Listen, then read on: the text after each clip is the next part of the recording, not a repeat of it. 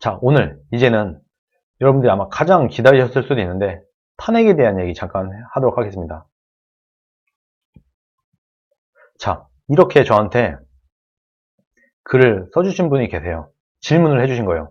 오늘 유튜브를 보니 청년이 주도하는 탄핵 짚고 가기라는 집회가 있었나 봅니다. 저는 거의 끝나갈 무렵에 보기 시작했는데 연사로 나온 어떤 분 말씀이 민주당이 집권하는 한이 있더라도 탄참파를 정리하고 가야 한다는 말을 했는데 순간 제 귀를 의심했습니다. 여기서 탄참파는 탄핵 찬성파를 말하는 거죠. 탄참파를 정리하고 가야 된다는 말을 했는데 순간 제 귀를 의심했습니다. 지금까지 문재인이 한 짓을 보고도 저런 말을 어떻게 할 수 있는지, 진짜 우파가 맞나 혼란스러웠습니다. 총선에 승리하기 위해 소위 말하는 위장 우파가 우파들을 분열시키려 하는 것 아닐까 하는 의심마저 들었습니다. 모든 일에는 우선순위가 있는 법인데 나라가 공산화 위기에 처해 있는 지금 문재인 체포보다 탄참파 심판이 더 중요할까요? 탄참파를 심판하는 동안 나라가 공산화되면 되돌리기 힘든데 그때 가서 책임은 누가 질 겁니까? 또 한 가지, 지금껏 가만히 있다가 왜 하필 지금입니까? 그들이 정말 우파가 맞나 싶었습니다. 저는 정치에 관심도 없었고 정치에 대해서 잘 모릅니다.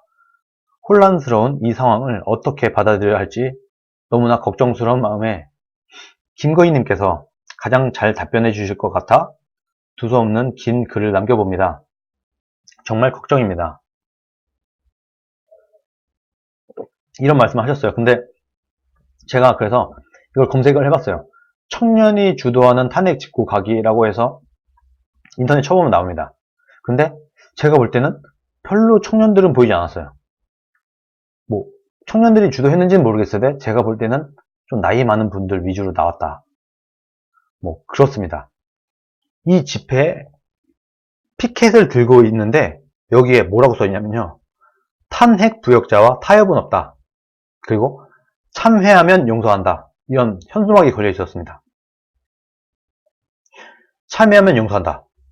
탄핵 찬성파들 참회해라. 그럼 우리가 용서해줄게. 요거 하나. 그리고 탄핵 부역자와 타협은 없다. 요게 이 사람들이 내거는 슬로건이라는 거예요. 근데 제가 볼 때는 제가 좀 그 영상이 너무 길어갖고 다는 못 보고 뭐 주요 부분만 이렇게 쭉 지나가면서 봤는데 이 사람들의 주요 타겟은요. 지금 자유한국당의 당대표인 황교안 그리고 김무성 이 두 사람이 지금 주요 타겟인 것 같아요. 자유한국당의 탄핵 찬성파라고 일단은 걸어놓고 이 사람들이 다 이 사람들의 주적입니다. 기본적으로 자유한국당에서 탄핵의 찬성표를 던진 사람은 다 주적이에요. 그 중에서도 핵심은 지금 현 자유한국당의 당대표인 황교안 그리고 김무성이다. 왜 김무성이냐? 이건 뭐 다들 아시겠지만 김무성이 뭐 탄핵을 주도했다. 이런 것 때문에 김무성을 싫어하고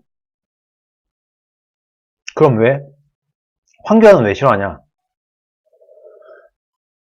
황교안은 박근혜의 탄핵을 막지 못했다. 그리고 탄핵이 인용되었을 때 이것을 거절했어야 되는데 권한대행이 거절했어야 되는데 그것을 헌법재판소의 탄핵 인용 결정은 우리가 받아들여야 된다. 이런 식으로 얘기를 한 거를 말을 하면서 황교안과 김무성 이 둘을 역적 취급을 하고 있는 그런 집회였어요. 기본적으로.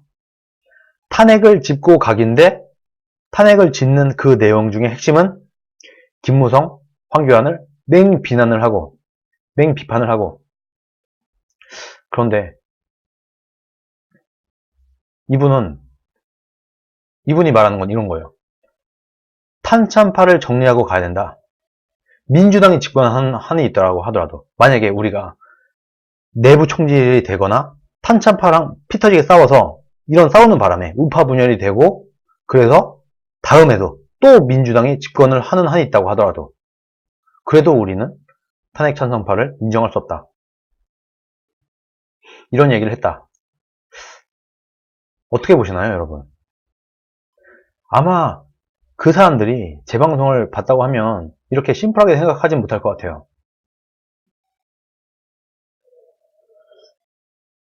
그리고 제가 말씀드렸는데, 물론 62명 중에 정말 박근혜 대통령이 탄핵을 당하기를 정말 진심으로 기원하고 바랬던 사람들도 있습니다. 그러나 상당수의 62명 중에 상당수는 하야를 막기 위해서 탄핵을 간 거라니까요. 하야를 막기 위해서 탄핵으로 가는 건데, 그럼 이 사람들은 뭘 사과해야 되죠? 이 사람들이 볼 때는요, 야, 니네가 먼저, 친박들이 먼저 하야를 말하지 않았었으면 내가 탄핵을 찬성할 이유도 없었어. 나는 하야를 막기 위해서 하야를 하게 되면 박근혜 대통령이 모든 죄를 내가 인정을 하고 덮어쓰고 하야를 하는 것이 되므로 난 그거 인정할 수 없어. 아니, 이게 뭐 박근혜 대통령이 설사 좀 잘못했다고 하더라도 이게 하야까지 해야 될 일이야? 탄핵까지 당해야 될 일이야? 이거 말이 안 돼. 하면서 탄핵으로 가면 헌법재판소에서 기각을 받게 될 것이다. 그때 우리가 어떤 생각을 했습니까? 박근혜 대통령이 임명한 사람, 헌법재판관들 중에서 적어도 3명만큼은 박근혜 대통령에게 탄핵을 인용을 하게 두지 않을 것이다. 우파들은 다 그렇게 생각을 했었잖아요. 안 그렇습니까? 우리가 잘 기억을 더듬어 보세요. 헌법재판관들 중에서 과반수가 아니라 중다수결이에요. 탄핵은 3분의 2가 인용을 해야지 탄핵이 인용이 되는 겁니다. 그래서 그때 당시에는 다 따져봤어요. 막 경우의 수 따져보고 다 하는데 탄핵에 인용될 가능성은 거의 없다. 그래서 탄핵으로 가자 했었지 않습니까? 우파의 오피니언 리더들도 다 그 얘기를 했어요. 근데 이제 와서 이렇게 하는 거는 좀 기억력이 없던가, 이분들이 기억력이 없던가, 여기에 너무 빠져갖고 약간 사리분별을 못하던가, 아니면 뭔가 다른 수가 있을 수도 있다. 저는 그렇게 봅니다. 자영당을 뭔가 안 되게 하기 위한 그런 꼼수가 있을 수도 있다. 그리고 이런 상황을 어떻게 받아들여야 될지 너무나 걱정스럽다고 말씀을 해주셨는데, 저는 이분들은 또 이분들 말이 맞다고 하겠죠. 근데 저는 제 말이 맞다고 생각을 합니다. 이분들이 말하는 대로 절대 안 됩니다.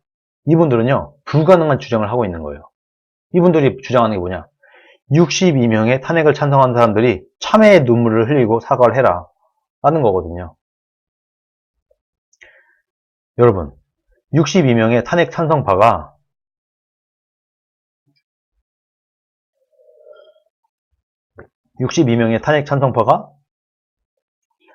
하나같이 무릎 꿇고 국민 앞에 사죄를 하면서 저희가 잘못했습니다 할 가능성이 1%라도 있겠습니까? 없습니다. 절대 없어요. 정말 정치판을 모르는 순진한 사람들이거나, 이런 사람들은 정말 정치판을 모르는 순진한 사람들이거나, 그때 당시 탄핵 정국에 대한 이해가 없는 사람이거나, 아니면 정말 나쁜 사람들인 거죠. 정치에 대한 이해가 전혀 없거나, 아니면 실질적인 탄핵 정국의 분위기를 몰랐던 사람이거나, 그러니까 최근에 한 거예요. 탄핵에 대한 이런 이야기를 최근에 알아서 실질적으로 탄핵 당시 때 하야하느니 탄핵하느니 뭐 어쩌고저쩌고 그 소용돌이에 있던 그 시기에는 정치에 관심이 없거나 이래갖고 그 시기는 난 잘 몰라. 그래서 최근에 내가 박근혜 대통령이 억울한 걸 알았어. 이런 사람들이거나, 아니면 이 모든 것을 다 알고 있으면서도 그렇다고 하면은 뭔가 이 사람들은 대단히 악의적으로 거짓말을 하고 있거나 정말 잘못된 왜곡된 생각이 너무 박혀 있어서 도저히 빠져나오지 못하는 이런 멘붕 상태인 거죠, 말하자면. 그런 사람일 수도 있다. 저는 그렇게 봅니다. 우리가 이 흐름을 보면 그때 당시에 박근혜 대통령이 솔직히 까놓고 말해봅시다. 자, 박근혜 대통령이 정치적으로 정확히 판단을 했었으면 이렇게 해야 되는 거예요. 그냥 이런 거죠. 저 같으면 이렇게 했을 것 같아요. 내가 만약에 박근혜였다고 하면은, 뭐, 예를 들어서, 내가 최순실이 이렇게 한 거에 대한 걸 내가 몰랐다. 그러나, 내 주변에 있는 사람이 이런 일을 했는데, 몰랐던 것도 내 실수일 수 있으므로, 이것은 내가 정말 분명하게 국민 여러분들께 잘못했다고 사과를 드리겠습니다. 그러나, 그 외의 모든 것, 뭐, 박근혜 뭐 성관계 영상이 있다느니, 뭐, 박근혜의 딸이 정유라라느니, 뭐 온갖 말도 안 되는 얘기. 세월호 때 머리 하는데 9시간이 걸렸다느니, 뭐 말도 안 되는 얘기. 이 모든 얘기는 다 거짓말입니다. 그리고 언론들 자중하십시오. 내가 최순실이 이런 일을 하고 있었다는 걸 몰랐습니다. 나는 몰랐어요. 최순실이 이러고 있던 걸 난 몰랐습니다. 그러나 정말 내가 대통령으로서 책임을 느끼는 것은 어떻든 내 주변 사람들 중에 그런 일을 했던 사람이 있다 하는 거, 이거는 내가 사과합니다. 그러나 그 이상은 아닙니다. 다 가짜뉴스고 다 거짓이고 다 음해입니다. 이 가짜뉴스에 대한 것은 엄중히 대처를 해야 할 것입니다. 정부 입장에서도 더 이상 이런 가짜뉴스가 확산되지 않도록 막을 수밖에 없습니다. 이런 식으로 강하게 나왔을 겁니다. 그런데 박근혜 대통령은 그렇게 하지 않았죠. 그렇게 하지 못했어요. 저는요, 왜 박근혜가 그렇게 하지 못했느냐? 저는 개인적으로 박근혜 대통령이 그때 당시에 멘붕에 왔다고 봅니다. 멘붕이 온 거예요. 그렇게 생각을 해야지 합리적입니다. 박근혜 대통령이 너무나 결벽증적으로, 뭐랄까요, 양심이 너무 양심적인 사람인 거예요. 너무나 완벽주의자야. 나는 실수를 해서는 안 돼. 이런 사람인 거예요. 그러다 보니까 정말 내가 평생을, 내가 어릴 적부터 같이 지내왔던 그 내가 정말 믿었던 최순실이 나한테 이런 짓을 했어? 이걸 국민들이 알았어?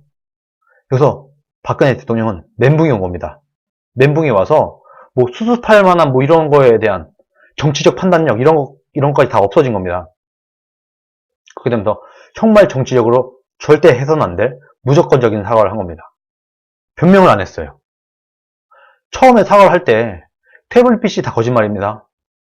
뭐 최서원 씨가 내 연설문을 수정하고 뭐 한 거 이런 거 다 거짓말입니다. 그런 거 없어요. 저에게 쏟아지는 온갖 가짜뉴스들 다 거짓말입니다. 여러분 이거에 속지 마세요.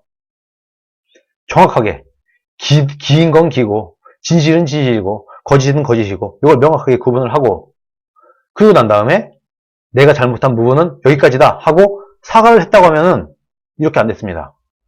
박근혜 대통령 하야라는 얘기도 안 나왔을 것이고 탄핵에 대한 얘기도 안 나왔을 거예요. 박근혜가 멘붕이었으니 자유한국당은 오죽했겠습니까? 박근혜도 멘붕, 자유한국당도 멘붕, 당시 새누리당 다 멘붕 상태였던 거예요. 국민들도 멘붕. 박근혜 대통령 지지자들, 박사모 멘붕 아니었습니까? 솔직해집시다. 인간적으로 다들 멘붕이었잖아요. 대부분의, 적어도 95%의 국민들은 멘붕 아니었습니까? 최후의 순간까지도 박근혜를 지지했던 사람들 약 5%, 그 사람들 말고는 다 멘붕이었다. 이게 진실 아닙니까? 박근혜 대통령 이전까지 그래도 정치적인 지도력, 정치적인 판단, 센스 있었습니다. 있었어요. 그러니까 선거에서도 이기고 지금까지의 보수 우파의 리더로서 새누리당, 한나라당 이끌어왔던 거 아니었습니까? 그런데 왜 그때 무너졌냐? 멘붕이 온 겁니다. 멘붕이. 최순실 때문에 멘붕도 있지만 기본적으로 이 멘붕을 떠나서 박근혜 대통령이 뭐 3년차, 4년차가 되면서 힘들어했어요. 이거는 우리 국민들도 알고 있는 부분 아닙니까? 박근혜 대통령뿐만 아니라 역대 대통령 누구라도 한 4년차 정도가 되면은 다들 힘들어합니다. 누구라도. 이명박도 안 그랬어요. 이명박은 안 그랬어요. 노무현은 안 그랬어요. 노무현, 대통령 임기 5년 너무 길다. 너무 힘들다. 대통령 못 해먹겠다. 김대중은 안 그랬어요. 그 전에는 안 그랬어요. 다들 대통령 임기 한 4년 정도 되면, 3, 4년 되면 다들 힘들어합니다. 대통령 보세요, 여러분. 얼마나 바빠요. 대통령. 막 해외도 나가야 되지, 외교도 봐야 되지, 하루에 읽어야 될 문서의 양도 어마어마하지, 결제해야 될 것도 많지, 고민할 것도 많지. 이거를 5년 동안 이렇게 과중한 업무, 고강도 업무를 5년 동안 한다는 것은 사실 쉽지 않습니다. 거기다가 우리나라의 대통령들은 나이들도 많아요, 다들. 나이도 다 많아.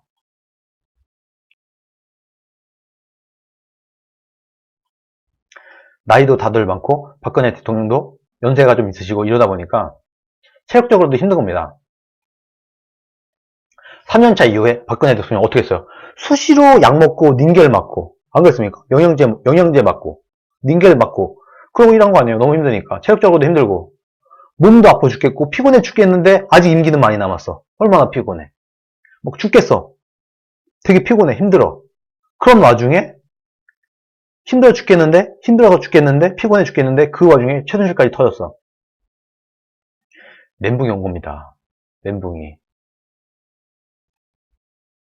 저는 그렇게 봅니다. 그냥 심플해요. 우리가 복잡하게 생각할 거 없어요. 무슨 뭐 어떤 사람들 보면은 뭐 되도 않는 뭐 박근혜가 다 생각이 있다. 박근혜가 다 수가 있는 것이다. 앞으로 뭔가 바뀔 것이다. 그래서 그런데 그 타이밍에 박근혜 대통령을 잡아줄 만한 참모도 없었다. 저는 이게 대한민국의 비극이라고 봅니다. 대통령이 5년 동안 항상 올곧고 대통령이 5년 동안 항상 실수 안 하고 이럴 순 없어요. 대통령은 사람인데 안 그렇습니까? 그러면 사람이라도 주변에 사람이라도 좀 훌륭한 인재, 참모 이런 게 굉장히 중요한 겁니다. 그런데 박근혜 대통령은 정말 안타깝게도 이거는 저는 대한민국의 불운이라고 보는데 그때 당시 박근혜 정부 당시에는 그럴 만한 참모진이 없었다. 박근혜 대통령이 멘붕에 빠져서 허우적대고 있을 때 이 박근혜 대통령을 잡아줄 만한 참모도 없었다.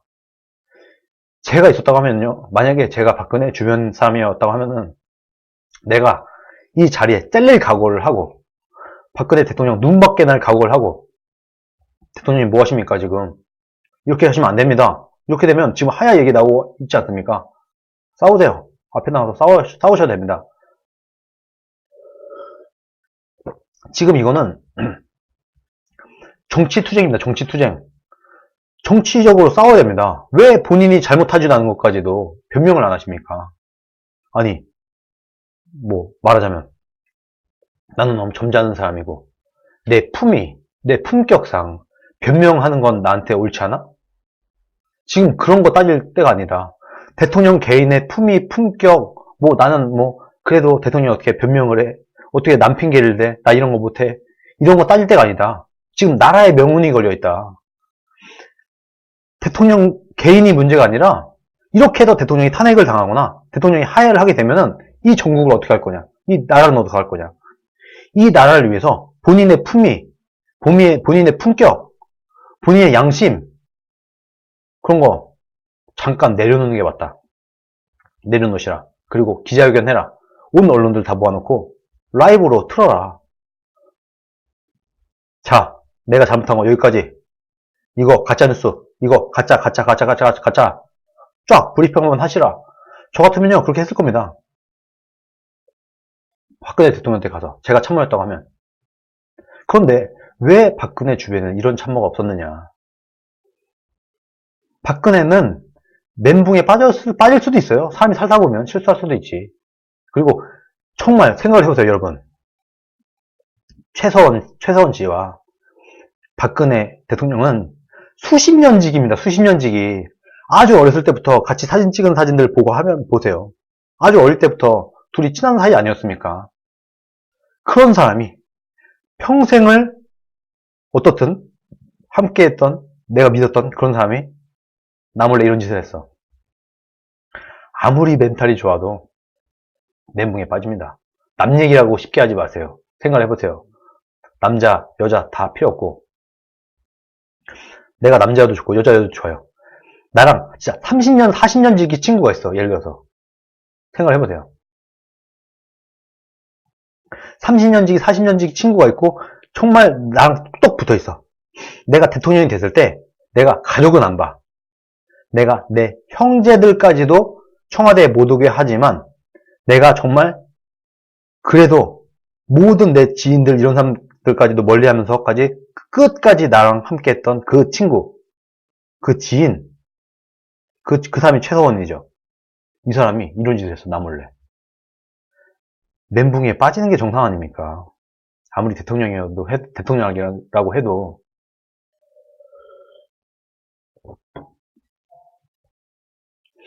그래서 여러 가지로 인해서 이렇게 멘붕에 빠진 거다. 저는 그렇게 봅니다.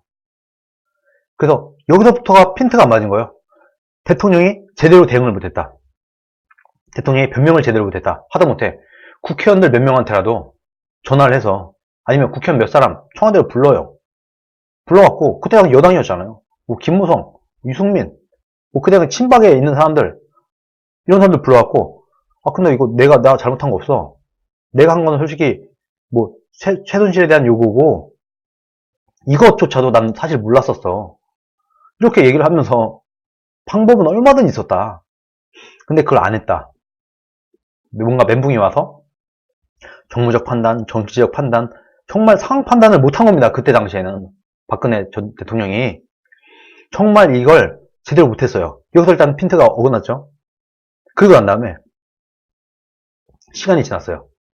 그리고 나서 친박들이, 정말 박근혜를 등에 업고 평생 정치를 해먹었던 친박들이 박근혜한테 가서 기껏 한다는 말이 하야하시라, 하야하시라.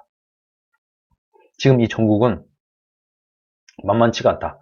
가짜뉴스, 드루킹 조작, 이런 것들로 왜곡된 이런 여론, 언론을 보고 자신이 평생 모시던 그 사람은 못 믿고 어떻게든 해볼 생각은 못하고, 이 거짓말과 싸워서 이겨볼 생각은 안 하고 그냥 다들 움츠려버리고 숨어버리고, 아 이게 뭐야, 대한민국 난리가 났네. 아 어떻게 온 국민이 박근혜를 욕을 하고 비난을 하고, 야 이러다가 우리 자유한국당도 새누리당도 망하는 거 아니야? 이러면서 비겁하게 거짓말에 맞짱 뜰 생각은 못하고, 거짓에 맞서 싸울 생각은 못하고, 드루킹 조작한 거, 이런 거에 무서워서 드루킹 거짓 조작, 여론 조작, 인터넷 조작, 이런 거에 겁먹은 새누리당, 친박 이런 사람들이 박근혜 대통령에게 가서 하야를 하라고 했습니다. 하야를 하라고. 말이 됩니까? 여기서 두 번째 어긋난 점이 생긴다. 첫 번째, 박근혜 대통령이 제대로 대처하지 못했다. 두 번째, 박근혜 주변에 정말 제대로 된 참모가 없었다. 세 번째, 평생 박근혜를 등에 업고 정치를 하던 친박들이 이 판국에 대통령에게 가서 하야를 하라고 했다. 이런 잘못들이 도미노가 오는 겁니다. 잘못하고, 잘못 판단하고, 잘못 판단하고, 잘못 판단하고, 그 다음에 온 게 뭐냐? 하야를 막기 위한 탄핵을 가자. 하야 안 돼. 하야하지 마. 탄핵으로 간다. 그러면서 새누리당 안에선 여러 사람이 있었죠. 정말 이 최순실 국정농단 거짓선동에 속은 새누리당 국회의원도 있었고, 안 속은 국회의원들은 거의 없었다고 봅니다. 저는. 우리 국민들이 착각을 하는 게, 국회의원들은 뭔가 엄청난 정보가 있고, 국회의원들은 다들 되게 똑똑하고, 국회의원들은 정치 오래 하는 사람들은 정무적 판단이 되게 좋고, 아이디어가 있고, 막 뭐 정부 관료라고 하면 그래도 다들 엘리트고, 이렇게 생각을 해요. 근데 여러분 실제로 별로 안 그렇습니다. 뭐 물론 다들 뭐 개인으로 따지면 다들 훌륭한 분들이죠. 국회의원들 한 분 한 분, 장관 이런 사람들 다들 훌륭하죠. 그러나 뭐 제가 볼 때는, 그리고 여러분들 뻔히 보이지 않습니까? 정말 국회의원들이 다들 훌륭한 사람들이고 정무적 판단이 좋고 센스가 있고 이런 사람들이라고 하면 왜 이 지경까지 왔겠습니까? 생각을 해보세요, 여러분. 기본적으로, 상식적으로. 그렇지 않아요. 국회의원들, 관료들, 장차관들 이런 사람들 그냥 일반 국민 중에 한 사람일 뿐입니다. 오히려 만약에 저도 그랬거든요. 저는 태블릿 PC 방송을 JTBC에서 태블릿 PC 방송을 한 바로 그날 저는 이게 뭔가 이상하다. 이 태블릿 PC 방송은 거짓말일 가능성이 매우 높다라고 저는 딱 바로 판단을 했습니다. 그러나 그런 사람은 매우 소수예요. 전 국민적으로 볼 때 거의 없어요. 그거는 정치인들끼리에서도 똑같다. 제가 개인적으로 느끼는 건요, 탄핵 전국 초기에는요, 홍준표 전 대표조차 탄핵이나 이런 게 진실로 알았던 것 같습니다. 그때 당시 분위기를 보면 그래요. 정말 짬밥이 많은 정치인들 이런 사람들, 국회의원들 이런 사람들도 다 넘어간 겁니다. 대부분이. 거의 그 극소수의 몇 명. 정말 그때 당시에 우파 유튜브를 보는 사람들, 봤던 사람들 정말 소수였죠. 이 정도. 아니면 뭔가 정치인들이 하는, 언론이 하는 거짓말에 잘 안 속는 사람들. 원래 이런 사람들도 있어요. 기본적으로. 저도 정치에는 별 관심 없었지만 언론이 하는 거짓말에는 잘 안 속는 편인데 저도 약간 그런 편이었습니다. 그런 사람들 아주 소수. 그 외에는 다들 속았는데 정치인도 예외는 아니다. 국회의원들도 우리가 생각하는 것만큼 그렇게 머리가 빨빨 돌아가고 정무적 판단이 좋고 센스가 있고 이러지 않아요. 그냥 일반 국민 중에 한 사람입니다. 정치인도 국회의원도. 그렇게 봐야지 맞아요. 그래서 그때 당시 새누리당의 국회의원들도 대부분은 박근혜 대통령이 정말 큰 잘못을 했구나. 큰일 났다. 이렇게 해서 멘붕이 빠진 겁니다. 그렇게 청렴하고 깨끗하고 이러던 대통령이 어쩌다가 이런 일을 했나. 이렇게 생각을 하게 된 거죠. 그러면서 새누리당도 멘붕이 빠지면서 하야를 막아야 된다라고 하면서 탄핵으로 가자. 하야를 막기 위한 탄핵 찬성파. 그리고 이때 당시에 새누리당 안에서도 계파가 있지 않습니까? 다들 아시다시피. 당내에서도 나름대로의 권력투쟁이 있습니다. 권력투쟁이 당대 당끼리만 있는 게 아니에요. 같은 당 안에서도 계파가 있고 그 계파 간의 전쟁이 있어요. 그러면 분명히 박근혜 대통령의 반대 계파에 있는 사람들 중에서 일부분은 야 그래 이참에 그럼 박근혜 대통령을 탄핵시켜버리고 우리 계파가 다시 이 당의 권력을 한번 잡아봐? 이렇게 생각을 했을 수도 있죠. 그런 사람이 일부 있었을 겁니다. 유호에서 탄핵을 찬성한 사람들. 그리고 탄핵의 선동당에서 탄핵 국정농단 거짓 선동에 선동을 당한 국회의원들. 이런 사람들. 그래서 이 국회의원들은 국민들이 원하니까 국회의원들은 기본적으로 국민의 눈치를 봅니다. 국민들의 뜻에 따라서 국회가 움직여야 된다. 국민과 싸워 이기는 정치는 없다. 우리 국민들이 박근혜 대통령 탄핵을 원하므로 우리는 그러면은 이 국민들의 민심을 추진하는 이런 형태로 우리가 박근혜 대통령 탄핵을 인정을 하겠다. 이거 외에도 여러 가지 이합집산들이 있었겠죠. 이러면서 복잡한 것들로 인해서 탄핵이 된 겁니다. 그러나 그럼에도 불구하고 대부분의 국회의원들, 대부분의 우파 국민들 이런 사람들은 탄핵이 기각될 걸로 알았잖아요. 여러분 솔직히 인간적으로 가슴에 손을 얹고 생각을 해보세요. 인용될 줄 알았다 나는. 혹시 난 박근혜 대통령 탄핵이 인용될 줄 알았다. 있습니까? 거의 없었습니다. 제가 그때는요 이미 꽤 우파의 안에 깊숙이 관심을 갖고 지켜보고 있었는데 거의 없었어요. 거의 없었어요.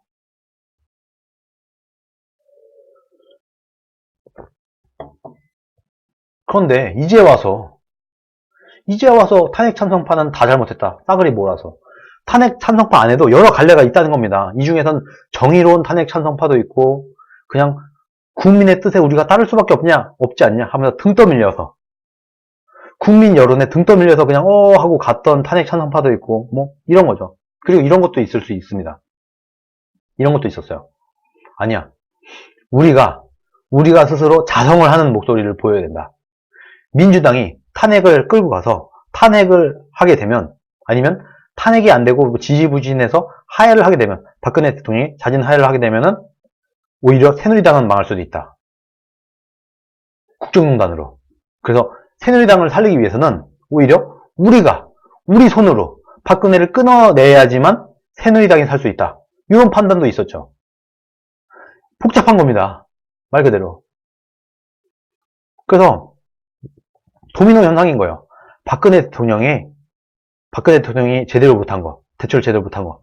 여기서부터 박근혜 대통령 주변에 유능한 참모가 없었던 거, 그리고 친박들이 하해를 종용했던 거, 그러면서 이제 탄핵으로 이끌어가는 이런 물결이 있었던 겁니다. 주르륵. 이 중에서 누구 한 사람도 여기서 자유로운 사람이 없습니다. 박근혜 본인도 마찬가지예요. 박근혜도 그렇고, 뭐, 박근혜 주변에 있던 참모진, 뭐, 지금 황교안 당대표, 그때 당시 총리였잖아요. 왜 그럼 총리로서 박근혜 대통령에게 직언을 하지 못했나?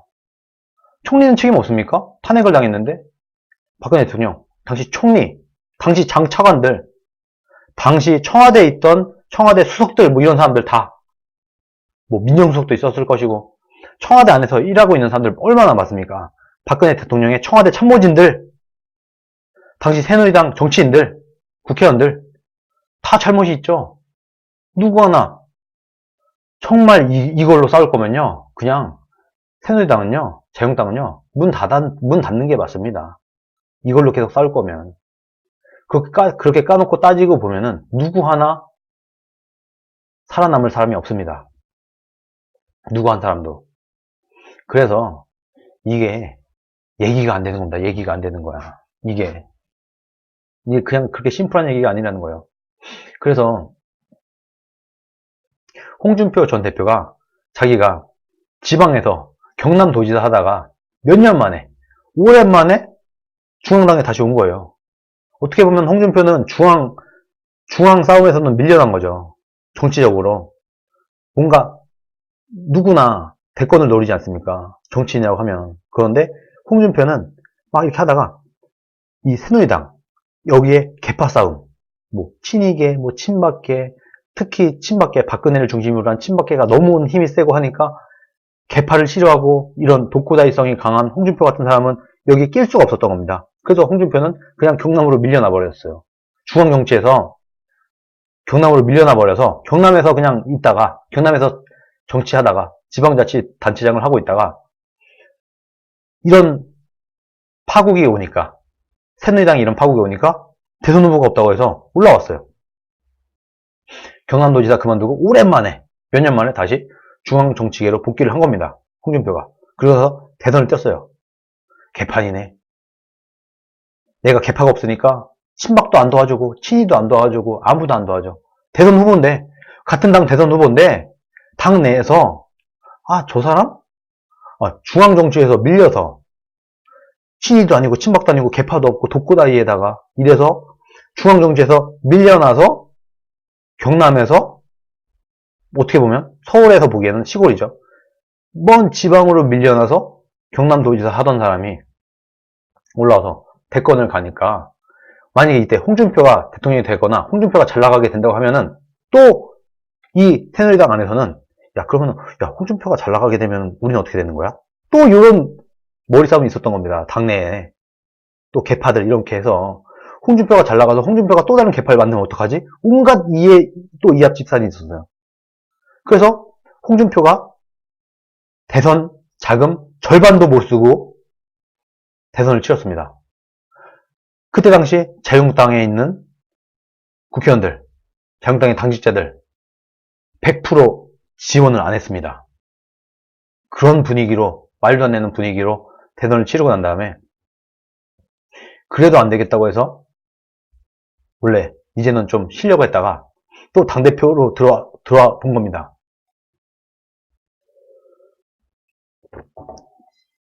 당대표가 돼서 정말 오랜만에, 홍준표가 지방에 있다가 오랜만에 당대표가 돼서 당을 한번 들여다보니까, 중앙당을 한번 보니까, 이거는 개판인 거예요. 자기네끼리 뭐 탄핵이 어쩌네 저쩌네 이러고 맨날 싸우고 있는 거예요. 자기네들끼리. 홍준표가 보기엔, 지방에 있다가 올라온 홍준표가 보기엔 그놈이 그놈인데, 박근혜에게 하야를 하라고 했던 그 친박들이나 탄핵을 했던 그 탄핵파나 그놈이 그놈인데, 홍준표가 보기에는, 지방에서 올라온 홍준표가 보기엔 그놈이 그놈인 것 같은데 둘이서 막 싸우고 있어. 그러니까 이게 너무 한심해서 홍준표가 그랬다는 거예요. 니네 똑같은 놈들끼리 뭘 싸우냐. 탄핵을 찬성한 너네도 잘못했고, 박근혜 대통령 탄핵을 못 막은 하야를 처음에 하라고 했던 너네도 잘못했다. 똑같이 잘못한 놈들끼리 뭘 싸우냐. 뭐 이런 거예요. 말하자면. 그런 식으로 얘기를 한 겁니다. 그래서 이제 싸우지 말고 우리가 통합을 해서 같이 가자. 지난 일은 일단 나중에 잘못은 나중에 따지고 지금은 개파 없애고 왜 우리 자유한국당이 이렇게 갈라졌느냐? 그놈의 개파 때문 아니냐? 이명박 개파, 박근혜 개파. 요 두 개파가 수년간, 거의 10년 넘게 싸워오던 끝에 결국에는 이 싸움이 탄핵으로 가고 이렇게 당을 찢어지게 만들어 놓지 않았느냐. 그러니까 지금 이 상황에서도 정신 못 차리면 앞으로 정권이고 뭐가 없다. 우리가 이지혜라도 정신 차리고 하나로 뭉쳐서 문재인 정권과 싸워야 된다. 라고 홍준표는 얘기를 한 겁니다. 그런데 이 사람들이 말을 안 듣죠. 또 말을 안 들었어요. 그래서 지방선거 때도 또 안 도와줍니다. 그게 어떻게 보면 자유한국당의 모습이고 정치의 현 주소예요. 이게 현실인 겁니다. 현실 정치가 이렇게 돌아가요.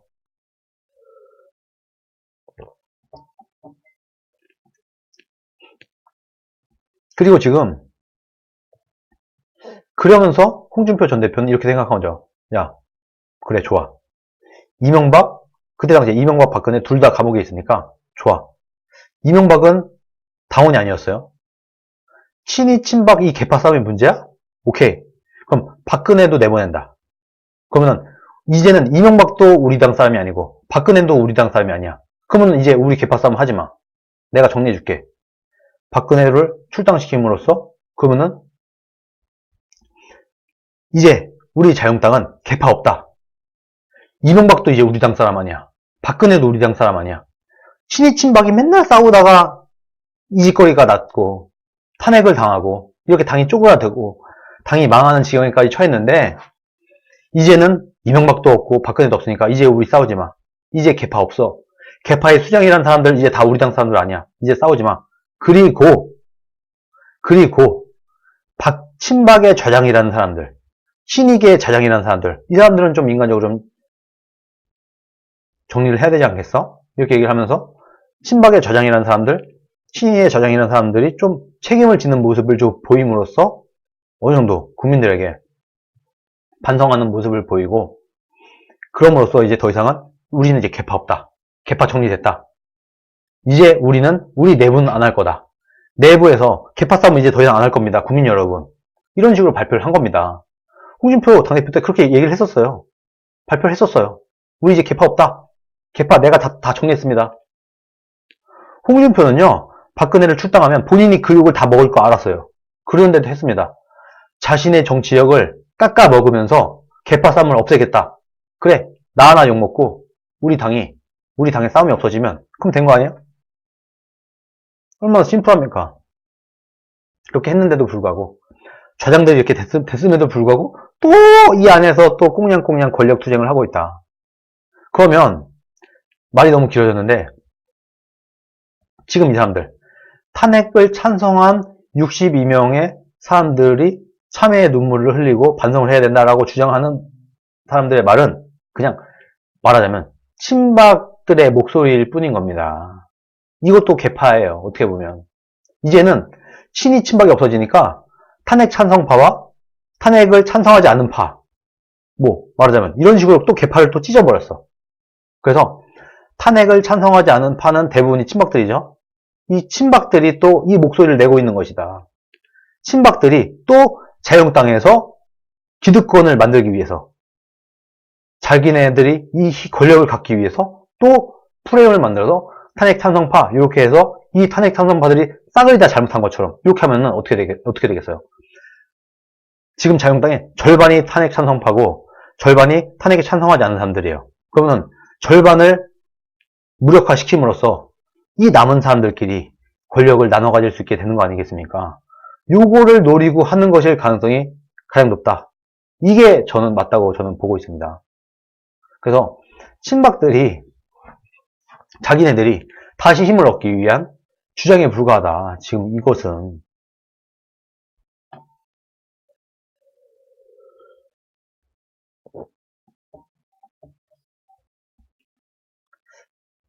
이런 것들이 사실 굉장히 문제입니다. 그러다 보니까, 그리고 이게 얼마나 현실감이 없냐면, 황교안 당대표가 완전 박근혜의 그림자 아닙니까? 박근혜 때 법무부 장관을 하고 박근혜 때 총리까지 했던 사람이에요. 완전 박근혜의 그림자 같은 사람인데도 불구하고 본인이 당대표인데 탄핵 찬성파한테 무슨 싫은 소리 한마디로 한 거 봤습니까? 못해요. 안 돼요. 왜? 그래도 황교안은 그래도 최소한의 현실 감각은 있는 겁니다. 이게 안 된다는 건 알고 있어요. 내가 탄핵 찬성파 어쩌고저쩌고 하면은 자유한국당의 절반의 국회의원들이 황교안을 공격할 거거든요. 무슨 말인지 아시겠죠? 그런 겁니다. 정치 논리라는 게. 황교안이 62명을 내치려고 하거나 이러면은 당이 찢어지거나 아니면 이 62명이 황교안을 공격할걸요? 이게 되겠습니까? 답이 없는 거다.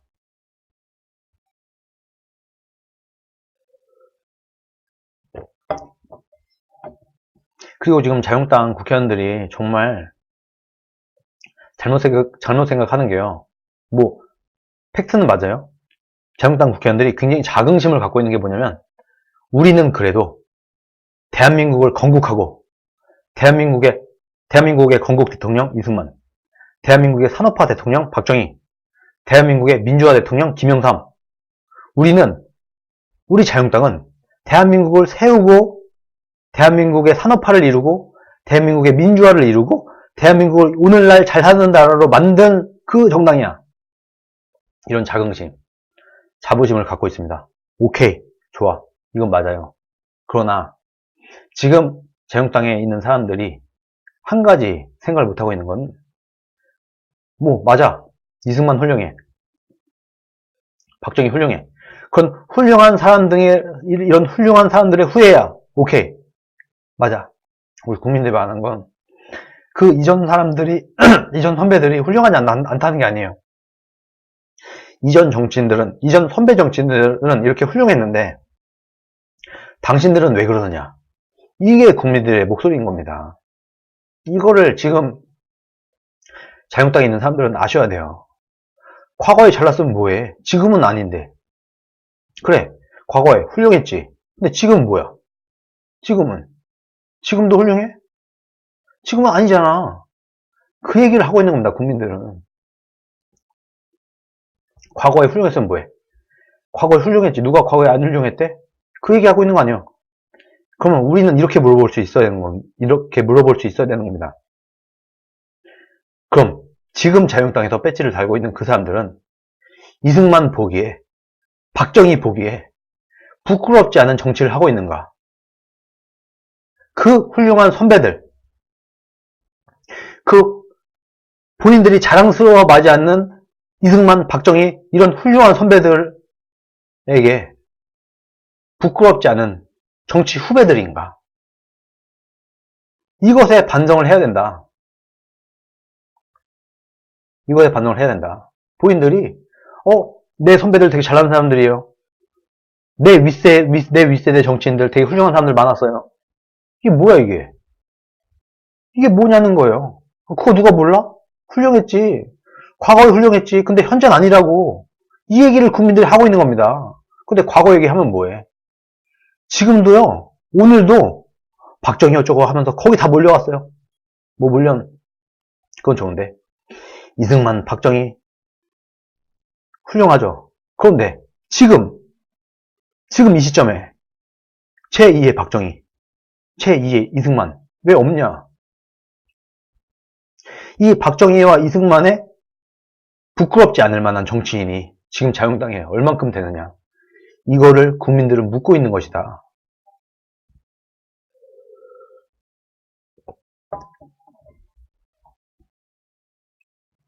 이 점을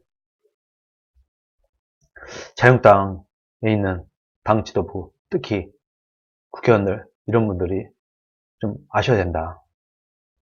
그리고 이제라도 제발 권력 싸움 하지 마시고 내년 총선에서 어떻게 공천받을까? 어떻게 다음 대선에 어떻게 총선을 치러야 다음 대선에 내가 대통령이 될까? 이런 거 좀 미루시고 정말 그래도 오늘 박정희 대통령의 정말 기념비적인 날이지 않습니까? 박정희에게 부끄럽지 않은 후배, 이승만에게 부끄럽지 않은 후배, 정치인이 돼야 된다. 이전 선배들에게 부끄럽지 않은, 지금 이 시대에 살고 있는 우리 국민들에게 당당할 수 있는, 부끄럽지 않은 그런 정치인이 되시라라는 제가 부탁을 드리고 싶습니다.